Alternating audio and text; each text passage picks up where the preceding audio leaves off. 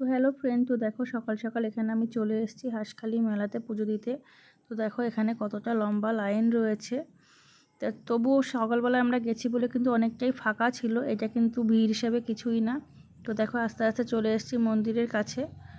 তো এবার কিন্তু আমরা এই লাইনের থেকে বেরিয়ে এসে আমরা এখানে পুজো দিয়ে দিচ্ছি। তো দেখো এই যে পুজো দেওয়ার আগে এখানে ডালা ছিল, কিছু ডালা এখানে বিক্রি হয় এরকমভাবে। তো এখান থেকে আমরা একটা ডালা কিনে নিয়েছিলাম। তো এই দেখো আমার তো ডালা দেখতে পাচ্ছ।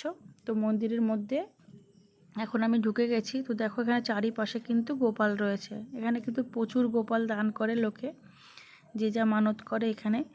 আর এই দেখো আমাদের পুজো দেওয়া কিন্তু হয়ে গেছে ডালা দিয়ে। আর এই দেখো এখানে এই ঘরটার মধ্যে প্রচুর গোপাল আছে। তো এখানে সবার মানত থাকে, সেই হিসেবে এখানে গোপাল দান করে। আর এই মন্দিরের ভেতরে দেখো একটি ঠাকুর রয়েছে।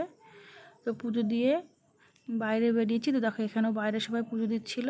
তো আমাদের কিন্তু পুজো দেওয়া হয়ে গেছে।